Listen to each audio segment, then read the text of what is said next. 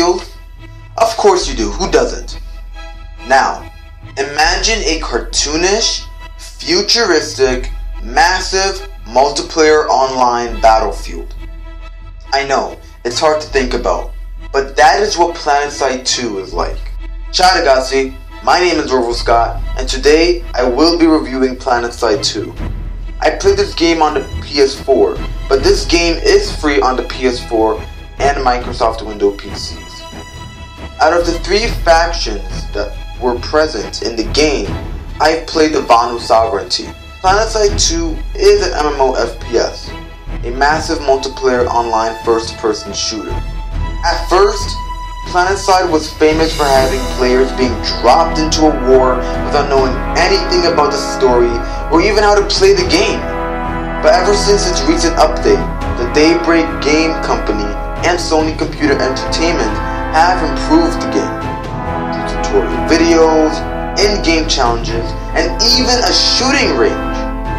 Those and more will be covered in this review, but one thing is certain: once you get into Planetside, there's no going back. Before you play the game, do this process. Watch the tutorial videos, create your characters, and go to the shooting range immediately. Force on Araxis. In fact, they're the only fighting force that started as an actual military. Back when the Planetside franchise has one of the most complicated and biggest stories ever. And to talk about it all is way too complicated. But if you want a better explanation of the story, I suggest checking out some of the links I've placed in the description for an in-depth story explanation. But let me still give you the story in a nutshell. So, basically, it's the future. Humans need a new home because Earth is dried up its resources, and there was a lot of bloodshed between countries for the leftover resources. So one day, a wormhole decides to open up, and through the wormhole, Earth scientists see a bigger planet. At that point, everyone thought it was a threat, so countries decided to put aside their differences and become one military force known as the Terran Republic. The TR go through the wormhole to discover this new planet, but the wormhole shuts closed, and now they can't get back to the solar system. Anyways, they create a civilization on this new planet and call it Araxis, and people started living their lives until the TR began to fuck everything up. First, some of the TR science division found this ancient alien tech or whatever, but the TR were afraid of this tech and started oppressing some of the researchers. So the researchers broke apart from the TR. So now the researchers become big enough to become this faction known as the Vanu Sovereignty. They are a religious faction believing that humans can only evolve through the alien technology that they discovered, and that everyone not part of the Vanu must become part of the Vanu by any means necessary. At the same time, the TR start oppressing the lower class in society, stripping them of their businesses, jobs, and food and water.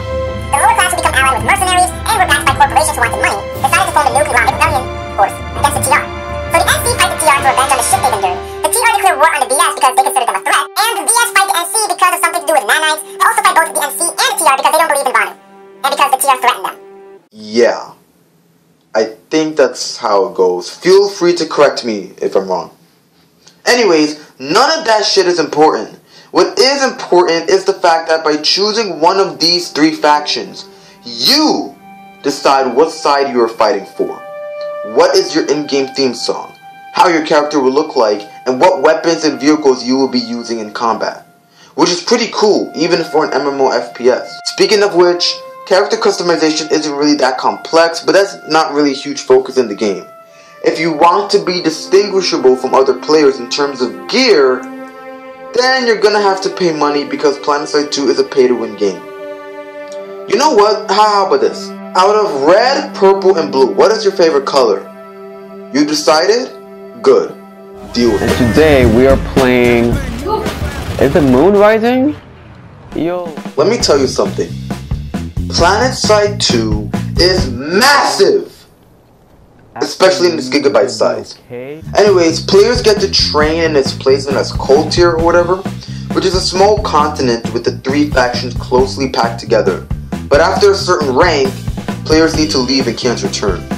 There's also a shooting range where players can try out any weapon and any vehicle, which, in my opinion, I think is pretty awesome. But where the action is really at is in the 4 main continents: Indar, Hassan, Amerish, and Ezamir. Each continent provides some sort of advantage when it comes to cover. Ezamir is a bitter, cold continent that has a lot of trenches, which is good for cover and spawning. Also, Ezamir sometimes has snowstorms, which is good for sneak attacks. Hassan is a dark and damp continent that provides a lot of cover, like lots, especially during the nighttime. Indar is a very dry and arid place full of small deserts, canyons, and cliffs, which is not only good for cover but also good for camping while sniping. Amarish is a continent with valleys and plains of grass and mountains. Again, great for cover. By using each planet, and especially the day and night cycle to their advantage, players can create their own outcome of a battle. Like, basically, if they're smart, they can wreck their opponents. So what about the soundtrack? Well, as I said before, by choosing a faction, you also choose the theme song of the game. The Terran Republic have a cliche, modern military song that promotes the code of bravery and epicness. When I listen to it, it makes me feel like teamwork is the only way to winning battles. The Vanu Sovereignty have the song that combines the melody of a religious choir and a slow tech-like drum step. When I listen to this song, I feel like I'm fighting for a higher cause, and that I need to do a greater deal, I need to put in more effort to serve that cause. The new conglomerate have that cliche song you hear in those old action anime cartoons. It has this combination of a repetitive beat with some awesome rock music in the background. Honestly, when I listen to the song, it makes me feel awesome! My bad, that was awkward. Anyways, all in all, each soundtrack of the three factions is really well composed because it reflects the traits of each faction's backstory. Now, about the acting, I mean, it's good, you know. Players who don't have mics can't always use the voice commands to ask for more medical help or more ammo and, you know, shit like that. But whoever voiced the default voices of the avatars are pretty talented. There's like medicine, dead tanks everywhere. You see that?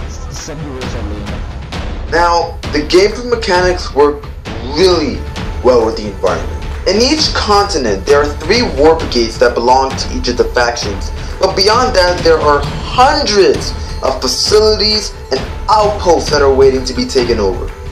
Each faction must take control of various outposts in order to increase their power. The more power a faction has over a continent, the harder it is to defeat them. There are moments when all 3 factions fight over one facility, which makes the battle more frustrating and intense.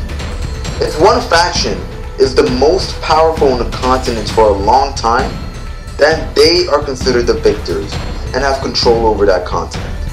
This grants all players of that winning faction buffs, and the continent goes into a lockdown state until the battle can be resumed again.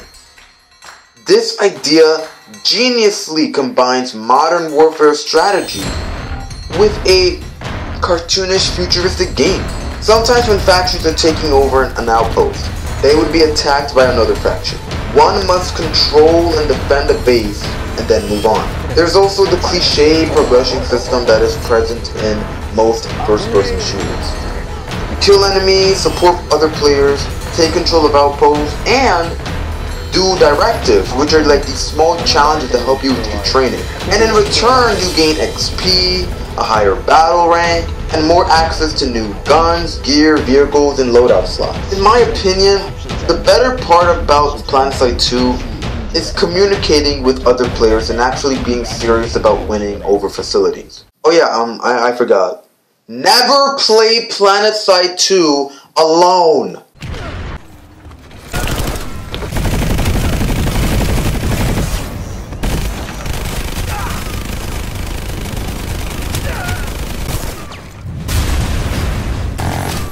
Unless you're Rambo or Master Chief, you can't just barge in and kill any player you want. Make sure to play with a friend and support each other. You can't imagine how tiresome it is to die 15 times in the same place by the same person. So to fix this problem, players are immediately spawned into public squads. But if that doesn't work out for you, You can always join a platoon or outfits, which are like these, which is like a first-person shooter guild in Planetside, in order to play with other players. Now, each player in each faction also has 6 classes, but each class has a special ability. There's the Infiltrator class, which is like a sniping class and can turn invincible. There's the Light Assault that has a jetpack. There's the Heavy Assault that can take lots of damage, so on and so forth. What's also cool, as I mentioned before, is the fact that depending on the faction you choose also determines what type of weapons and vehicles you will get.